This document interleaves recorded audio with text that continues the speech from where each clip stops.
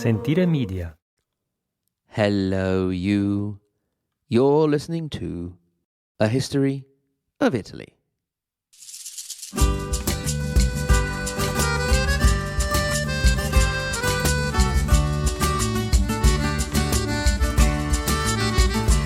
Episode 120, Braccio da Montone, Early Life of a Condottiero, 1368 to 1407. Lasci colli nelle valli, tra due salici piangenti, io ritrovo la speranza di un amore che ormai fu.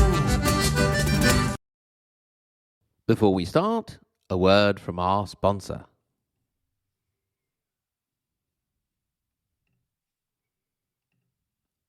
Now we have an issue with stamps in Italy. You can't seem to find them anywhere. You walk into a post office, and this has actually happened to me, and say, "Can I have some stamps, please?" In a post office, mind you. And they say, "No, I'm sorry, we don't have any." In a post office. This is very likely because in Italy we don't have a wonderful service such as stamps.com. Indeed, since 1998, Stamps.com has been an indispensable tool for nearly 1 million businesses. Stamps.com brings the services of the US Postal Service and UPS shipping right to your computer. Whether you're an office sending invoices, a side hustle Etsy shop, or a full-blown warehouse shipping out orders, Stamps.com will make your life easier. All you need is a computer and a standard printer. No special supplies or equipment required.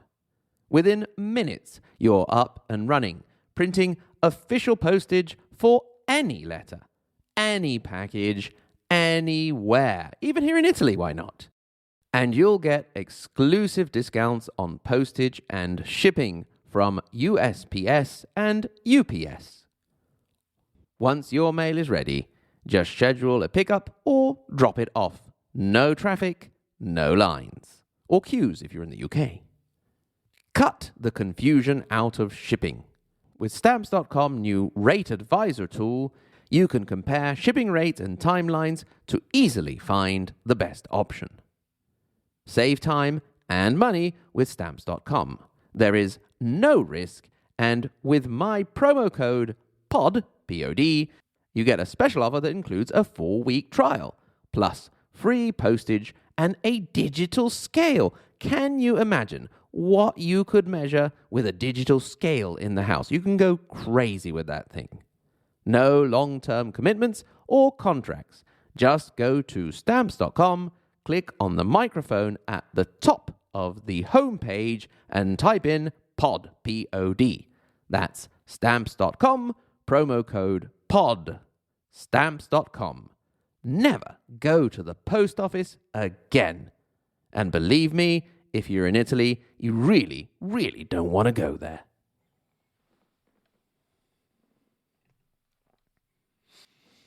Today we are going to take a tour of the Papal States and central Italy between the end of the 14th and the beginning of the 15th century. We are going to have a very special tour guide leading the way. Indeed, in the last episode, I mentioned that when Pope Martin V ended the Great Western Schism, one of the big issues he had to deal with was that of a nobleman, sellsword, an adventurer, general, a concept which in Italian is encapsulated in the word condottiero.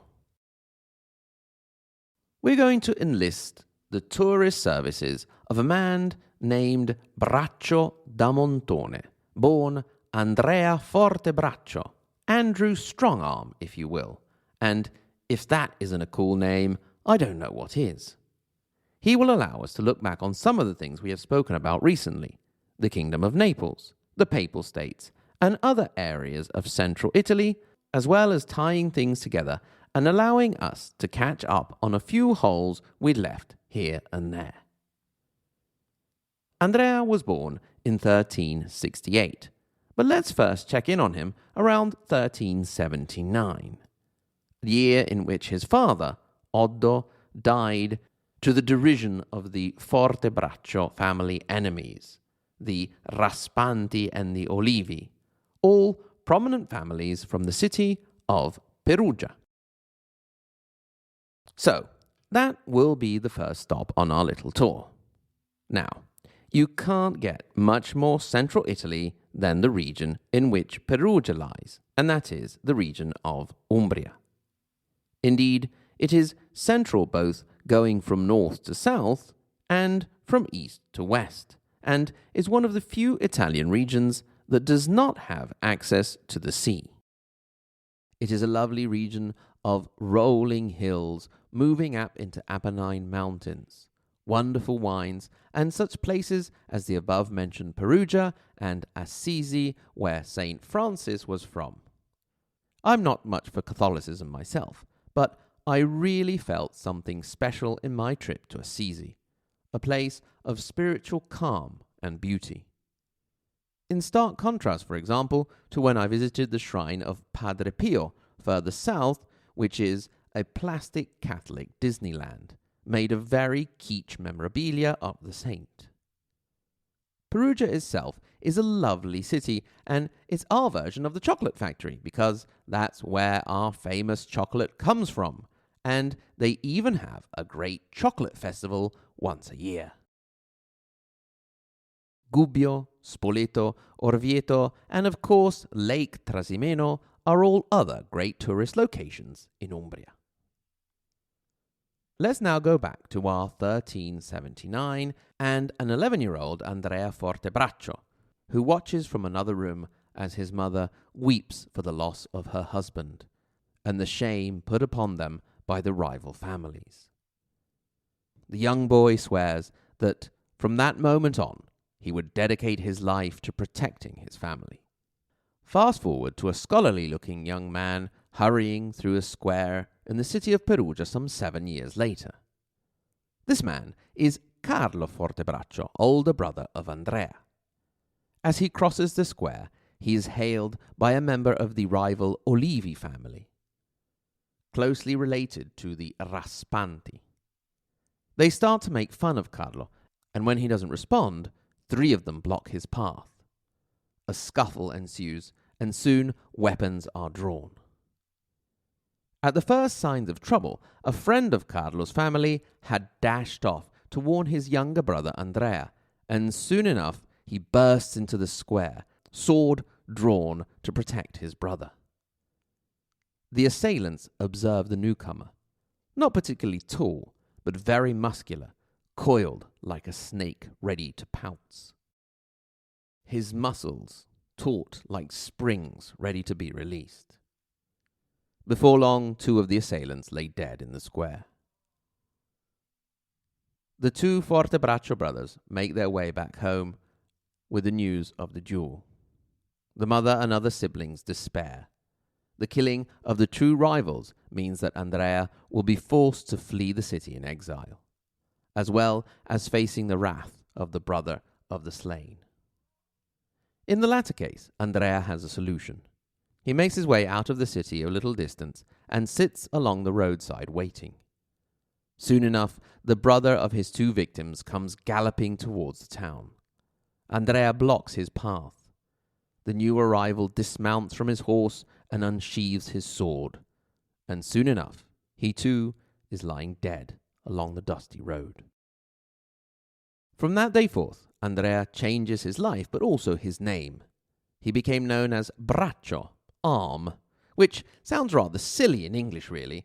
Arm, strong arm, but it sounds a little bit better in Italian, I can assure you.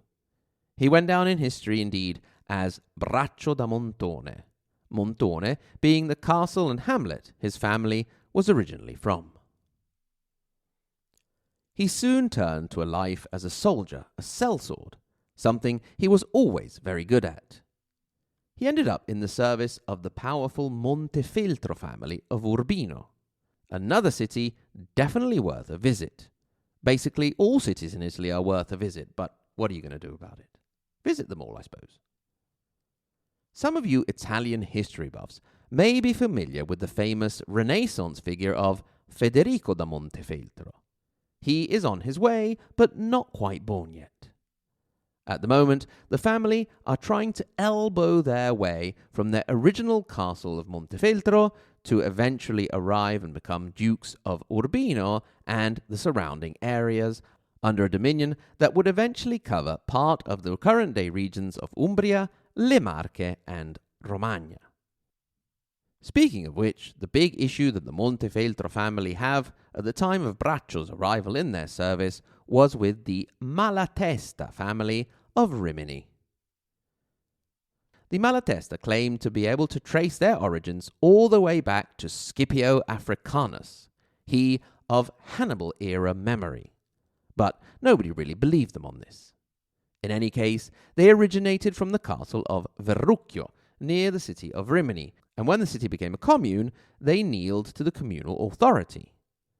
By the late 1200s instead, the tables had turned, and the Malatesta would become lords of the city, and during all of the 14th century, they would expand their dominion over cities in Romagna and Le Marche, heading down to Pesaro, which is what brought them into contrast with the Montefeltro from Urbino. In this particular contrast, although Braccio has already made a name for himself, he didn't really get to do much, as he was seriously wounded and was in a coma for several days. He got back to his adventuring life and managed to then get captured by the then Lord of Perugia, Biordo Michelotti. You can forget his name if you want, try and remember the others, I'll remind you later at the end of the episode. The Lord of Perugia saw Braccio's potential and offered to hire him, but it is here that Braccio started to show that he was not just any old sellsword. Indeed, if he were to fight, of course it would definitely be for cash, but he would also put a little bit of ideology into it, and he would not fight for those who had exiled him from his homeland, Perugia. So his family was forced to step in and pay his ransom. Soon he was out adventuring again, although he did take off a little bit of time to get married to Elisabetta, who would become his beloved Betta and who he would treat with great affection for all of their lives.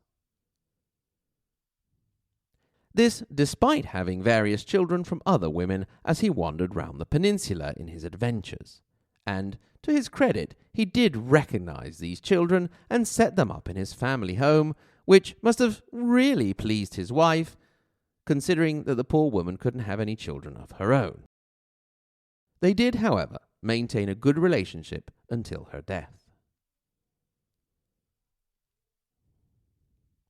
As we mentioned, he was off adventuring soon enough, and back to accumulating a nice bunch of booty. Unfortunately, during one trip in which he was on his way home to visit his family and share out some of the riches with them, he stayed in an inn that burned down and basically lost everything. After that experience, however, he picked himself up, dusted himself off, and started again, entering the company of one of the most famous condottieri of the time, Alberigo da Barbiano. You can forget that name too, if you want. He was the leader of the famous Compagnia di San Giorgio, the Company of St. George. Not the only one of that name around in the Middle Ages, but one of the most famous. Alberigo needed some good men because he was mounting an attack on the city of Bologna. Now, we've already spoken about Bologna back in the episodes I called A Load of Bologna from Bologna. Basically, the joke there being that what is called bologna in America comes from the city of Bologna. That's the cured meat, where it is actually known as mortadella. If you want to hear more about Bologna, go ahead and go back to those episodes.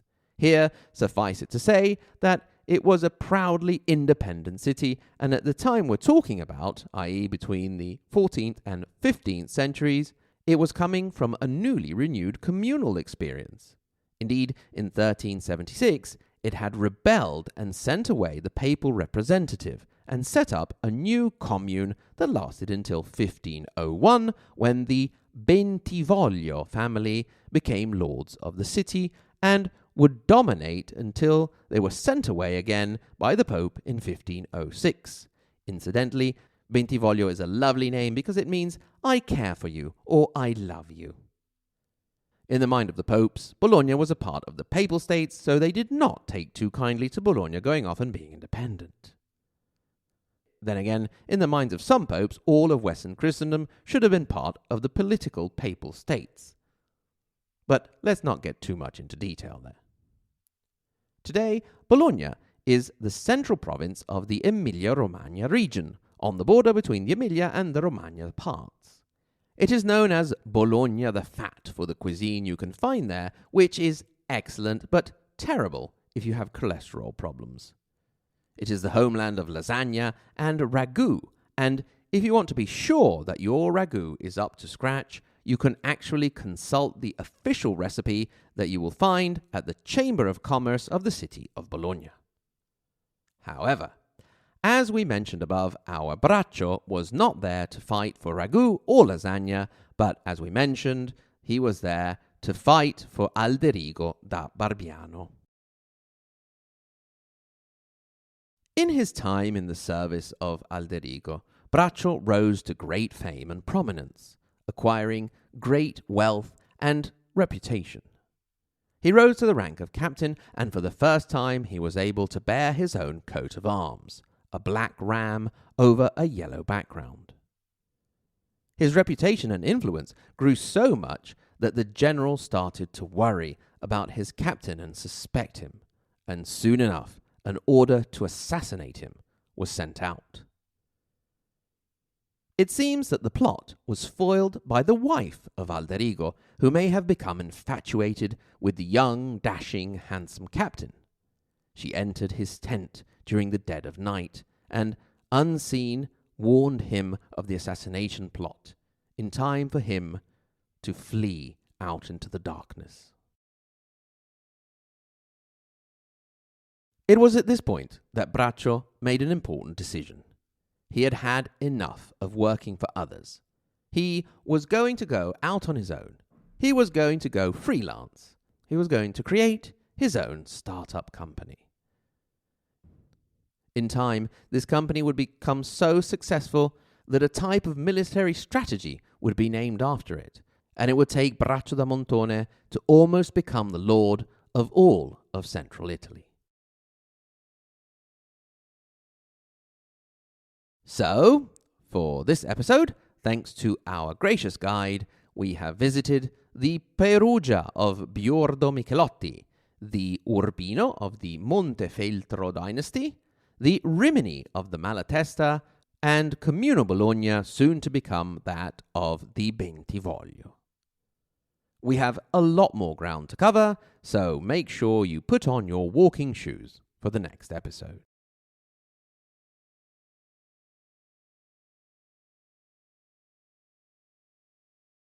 Thanks very, very much to you for listening.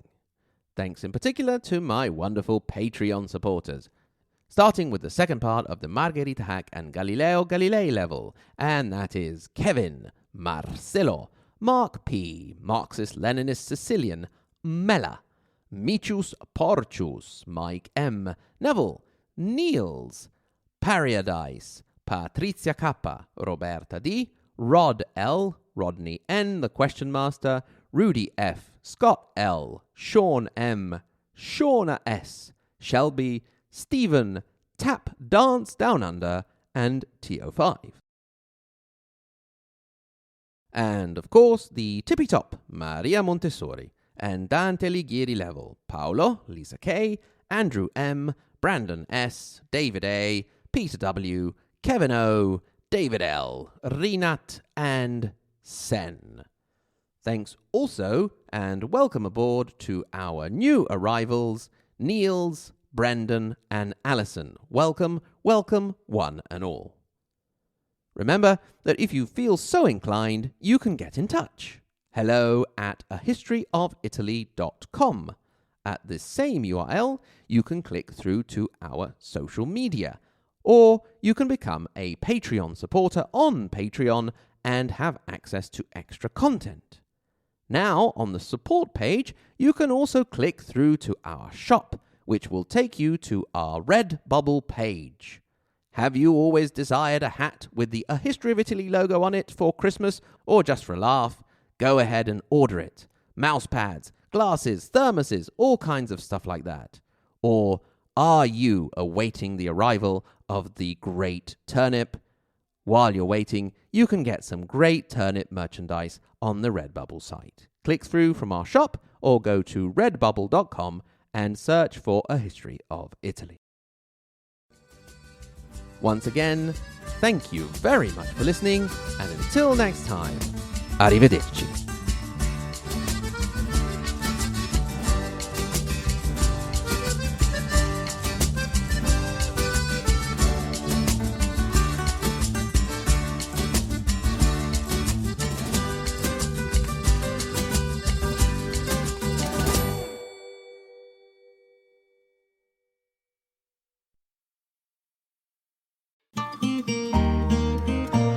Sentire Media. Hey, podcast producers and show hosts. Do you want to join a podcast network that celebrates all things Italian? At Sentire Media, we understand the allure of Italy and its unique culture. Our devoted team of hosts and producers are all driven by their shared passion for Italy. And we work tirelessly to create the best lifestyle podcasts and content that will whisk you away to the very heart of Italy. With us, you can savor the mouth-watering flavors, get lost in the stories from the past, break down the cultural barriers, and truly immerse yourself in the vibrant traditions of this intoxicating country. If you have a great podcast idea or are already in production and would like to join Sentire Media, head over to sentiremedia.com, that's SENTIRE media.com, and find out how to submit your show.